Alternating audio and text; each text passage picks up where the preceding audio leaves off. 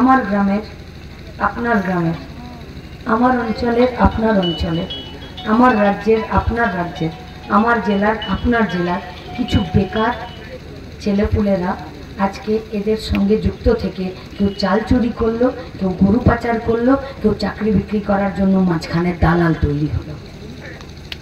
এদেরকে সরকার পারত না একটা সৎ পথে কাজের ঠিকানা দিতে? পারত কি পারত না? সরকার পারত কি পারত না? যে এই বেকার ছেলে মেয়েগুলোকে আমি চুরির রাস্তায় পাঠাবো না, পাচারের রাস্তায় পাঠাবো না, ভোট লুট করতে এদের হাতে আমি টান বোম পিস্তল ধরাবো না, ৮,০০০ স্কুলের তালা বন্ধ করে আমি ২১,০০০ মদের দোকান খুলবো না। सरकार पारत की पारत नहीं? पारत तो, लेकिन अगर देश को बदलना हो तो पहले खुद को बदलना जरूरी है, और अगर खुद को बदलना है तो मेरा नजरिया बदलना जरूरी है, और अगर नजरिया बदलना है तो मेरा सोच को बदलना जरूरी है। तो जार विचारटाई जार भावनाटाई चुरी करा से कि करे सৎ পথে চাকরি দেবে? তাই তো এদের বিরুদ্ধে আমাদের লড়াইটা।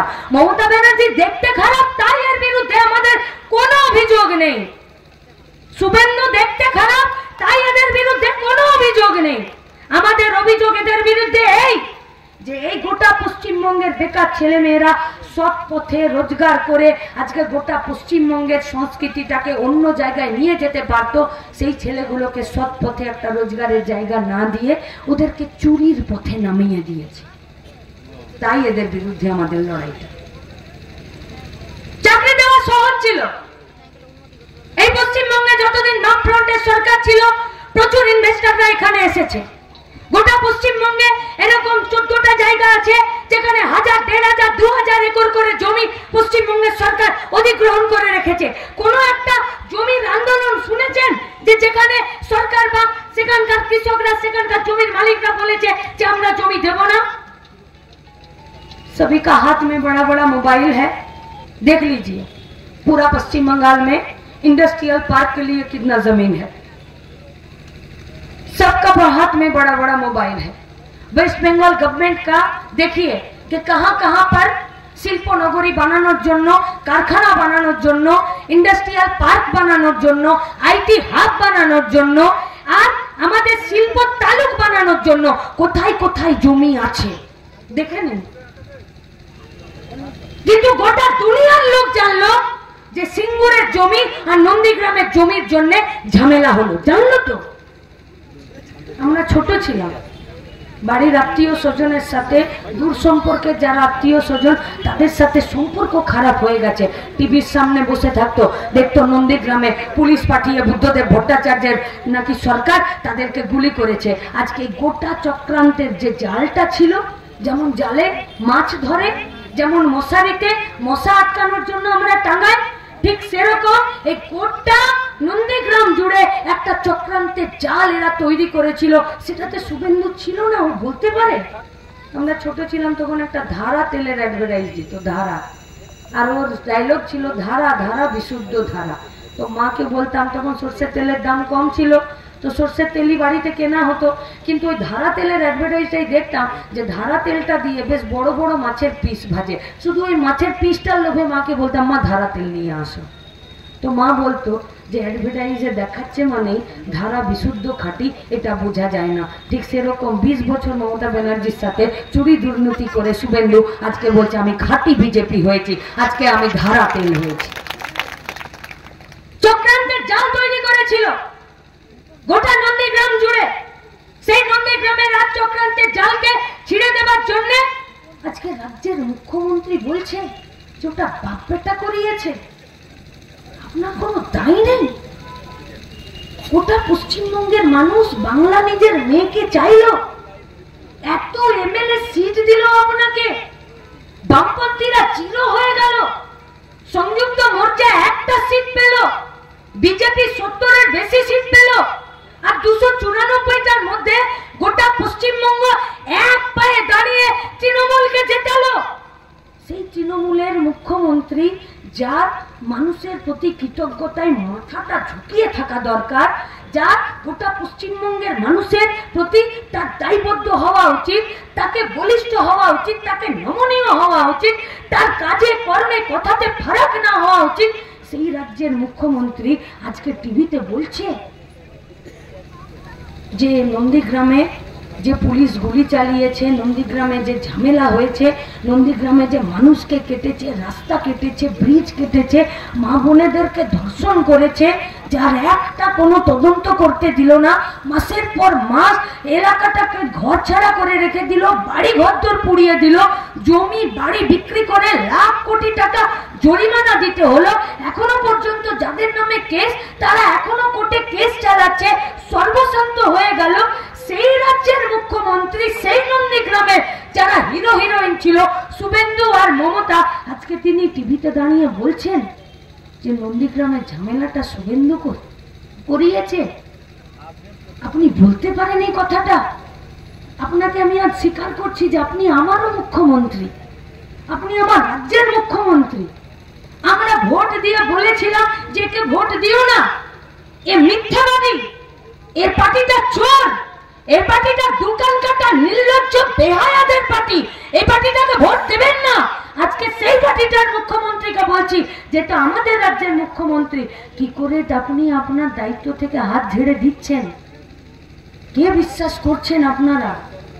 নাকি আজকে শুধু এখানে ভাষণ শুনে আজকে বাড়ি গিয়ে পাশ ফিরে বালিশ নিয়ে শুয়ে পড়বেন? নিজের বিবেককে একবার প্রশ্ন করবেন না যে মমতা ব্যানার্জি আর শুভেন্দু অধিকারী যদি না থাকতো তাহলে আজকে নন্দীগ্রামটা হতো না, ঝামেলাটা? বুদ্ধদেব ভট্টাচার্য তো বলে দিয়েছিল যে মানুষ না চাইলে জমি অধিগ্রহণ হবে না, কিন্তু নন্দীগ্রামটা যদি হতো তাহলে কি হতো? নয়াচরে কেমিক্যাল হাবটা হতো, আচ্ছা হতো না, জেলিংহামে কারখানাটা তো হতো। নন্দীগ্রামে রেলের কোচ বানানোর জন্য, ওয়াগন বানানোর জন্য যে কারখানাগুলো তৈরি করার কথা বলেছিল সেটা তো হতো। আজকে যদি নন্দীগ্রাম থেকে এই ঝামেলাটা না হতো তাহলে হলদিয়াতে যে কারখানাগুলো, যে বাইরের ইনভেস্টররা আসতে তাদের আশাটা তো বন্ধ হয়ে যেত না। হলদিয়াতে এবিজির কানে বন্দুক রেখে ইঞ্জিনিয়ারের যে কারখানাটা তুলে দিল, সেই কারখানাটাকে দেখে আজকে তো গোটা রাজ্যে নতুন করে একটাও কারখানা আসছে না। আসছে কি? আমরা সব গায়ে থাকি, আপনারাও থাকেন। আমাদের গায়ে সব যখন ধান চাষ হয়, চুয়ার ক্ষেত আছে আমাদের ওইদিকে রেলের ধারে, তো ওখানে যখন চাষ হয় তখন একটা মাঝখানে বাঁশ, আর বাঁশটার মাঝখানে এরকম একটা বাঁশ আর পুয়াল দিয়ে, রশি দিয়ে, দড়ি দিয়ে বেঁধে, আর মাথায় একটা হাঁড়ি দিয়ে দেয়, আর দুটো চোখ এঁকে দেয়, একটা নাক একটা মুখ এঁকে দেয়, আর যত পাখি আছে সব পাখি দূর থেকে ওকে দেখে পালিয়ে যায়। আমরা ওকে কাকতাড়ুয়া বলি, হয় না? আর পশ্চিমবঙ্গে নন্দীগ্রাম সিঙ্গুর করে আর হলদিয়ার এবিজিৎকে এখান থেকে তাড়িয়ে দিয়ে মমতা ব্যানার্জি যখন গোটা পশ্চিমবঙ্গ জুড়ে নিজের ছবি লাগালো, তখন গোটা দেশের মানুষ বলল যেমন খেতে কাকতাড়ুয়া থাকে ছবি লাগিয়ে, তেমনি মমতা ব্যানার্জি আজকে শিল্প তাড়ুয়া হয়ে যে ছবি লাগিয়েছে, আর আমাদের রাজ্যে কারখানা হলো না। আমাদের রাজ্যে মাস্টারমশাই দিদিমণিদের চাকরি হচ্ছে। আমি বলবো আমার বাড়িতে কেউ নেই মাস্টারমশাই দিদিমণি হবার মতন, কেউ নেই। অতদূর লেখাপড়া করেনি, স্কুল কলেজের গন্ডি ডিঙোতে পারেনি, বিএড ডিএলএড করতে পারেনি, ট্রেনিং নিতে পারেনি, কিন্তু আমার বাড়ির বাচ্চা কত সরকারি স্কুলে পড়তে যায়, ও তো মিড ডে মিল খায়। ওকে যদি পড়াতে যায় একটা 7 ফেল করা ছেলে, আর সে যদি অঙ্ক শেখায়, তাহলে তো সে ক্লাস 9-এ উঠে ধারাপাতের 1 2 3 4 একে চন্দ্র দুয়ে পক্ষ ভুল করবে। কি চাইছে পশ্চিমবঙ্গে তৃণমূল কংগ্রেসের সরকারটা? আপনি যদি ঘুষ না নিতেন, কে ঘুষ দিতে যেত? আমি চাইছি ঘুষ দিতে। কোথায় ঘুষ দেবো বলুন? ঘুষ দেবার জায়গা কোথায়? মমতা ব্যানার্জির সরকার, পার্থ চ্যাটার্জি, ব্রাত্য বসু, এসএসসি কমিশন, এরা যদি ঘুষ নেবার জন্য টেবিল যদি না খুলতো, মানুষ ঘুষ দেবার জায়গা পেত? ঘুষ দেবার জায়গা?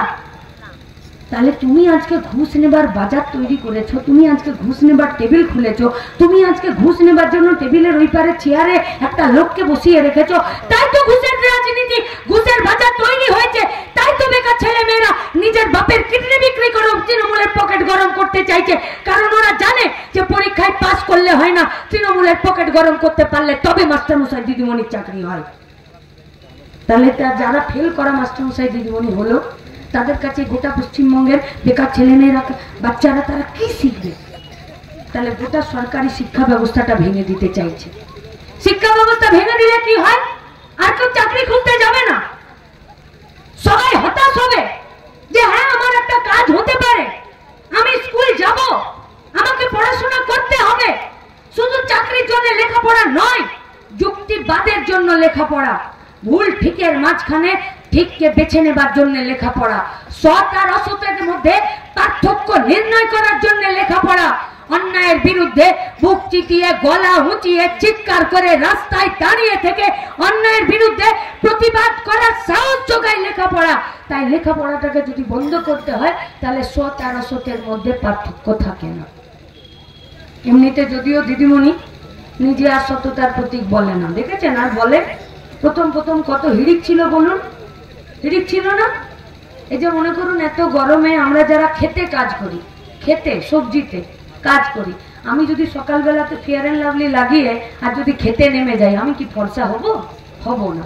ফেয়ার অ্যান্ড লাভলির অত জোর নাই যে আমি যদি সকালবেলায় ফেয়ার অ্যান্ড লাভলি মেখে আর খেতে যদি কাজ করতে চলে যাই তো ফেয়ার অ্যান্ড লাভলি ফেল হয়ে যাবে, রোদটা জিতে যাবে, আমাকে কালো হতেই হবে। তেমনি ফেয়ার অ্যান্ড লাভলি মাখার চেষ্টা করেছিল মুখ্যমন্ত্রী, প্রথম প্রথম বলেছিল